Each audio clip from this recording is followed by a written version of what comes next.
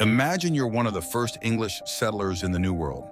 You've risked everything to come here, landing on the shores of Roanoke Island, off what is now North Carolina.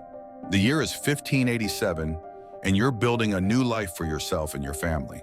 But then one day you wake up, and your entire colony has vanished without a trace. Only a single word is left behind: Croatoan. What happened to the settlers of Roanoke? Were they taken? Did they leave on their own? Or was something far more mysterious at play?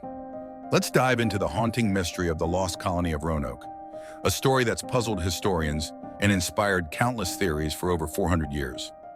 The story of Roanoke began in 1585 when Sir Walter Raleigh, a close ally of Queen Elizabeth I, sponsored England's first attempts to establish a permanent colony in North America. This was an era of fierce competition between European empires, with England eager to expand its influence across the Atlantic, especially as Spain seemed to dominate the New World. Raleigh's first attempt didn't go as planned. The settlers faced harsh conditions and conflicts with local tribes. The colony barely lasted a year before the survivors returned to England. But Raleigh was determined to try again, and in 1587, he sent a second group of settlers, men, women, and children, led by Governor John White.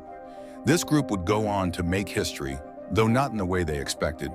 Have you ever heard of a mystery so eerie it's left people guessing for centuries? That's exactly what happened with the lost colony of Roanoke. But how did an entire group of people disappear without a single clue? As Governor White and his settlers set up camp on Roanoke Island, they faced the usual challenges: food shortages, a hot summer, and tensions with Native American tribes in the area. Eventually, White decided to return to England for supplies, leaving behind over 100 people, including his own daughter and granddaughter, Virginia Dare, the first English child born in the New World. White intended to return quickly, but a war between England and Spain delayed his voyage. By the time he finally made it back to Roanoke Island, 3 years had passed. When White returned in 1590, he was shocked by what he found, or rather, what he didn't find. The settlement was deserted. There was no sign of struggle, no sign of life. It was as if the colony had simply vanished. All that was left was a single word carved into a post: Croatoan. Now here's the question that still baffles historians. Was Croatoan a message, a warning, or just a place the settlers planned to go? What would you think if you stumbled upon such a message after 3 years of absence? Historians have spent centuries trying to explain the fate of the Roanoke colonists. One theory suggests they integrated with the Croatoan tribe, also known as the Hatteras tribe, who lived on nearby Hatteras Island. The word Croatoan might have been a clue left for White, telling him where to find them. But no solid evidence has ever confirmed this theory. Another theory speculates the settlers tried to sail back to England on their own, but perished at sea. Others believe they were attacked by rival tribes, or even Spanish soldiers, as tensions were high in the area. One of the stranger theories involves supernatural forces.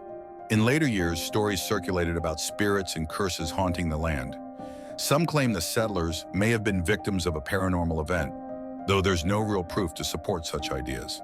But the mystery of Roanoke has such a chilling atmosphere that it's easy to see why people think something otherworldly might have been at work. Here's an interesting tidbit. In 1937, a series of stones were discovered along the East Coast that some believe were carved by the lost colony's survivors. Known as the Dare Stones, they tell a story of suffering and survival, supposedly left by Virginia Dare's mother. However, many scholars doubt the authenticity of these stones, thinking they might be a hoax. And here's another curious fact. The word Croatoan has shown up in other mysterious events throughout history. Edgar Allan Poe, the famous writer, allegedly whispered Croatoan on his deathbed. Amelia Earhart reportedly wrote the word in her journal before her disappearance. Some even say it was found carved into the bedpost of stagecoach robber Black Bart's jail cell. These coincidences add to the eerie mystery surrounding Roanoke and Croatoan. But after centuries of investigation, no one truly knows what happened. Some archaeologists believe new technology might finally reveal clues hidden in the soil, while others think we may never find answers. What do you think happened to the lost colony of Roanoke? Could it have been something we still don't understand? Or is it simply a case of lost history? The lost colony of Roanoke remains one of America's oldest and most unsettling mysteries. A tale that keeps historians and mystery lovers on the edge of their seats, generation after generation. If you enjoyed this dive into the strange and unexplained, hit that subscribe button and join us for more stories that have stood the test of time. Who knows?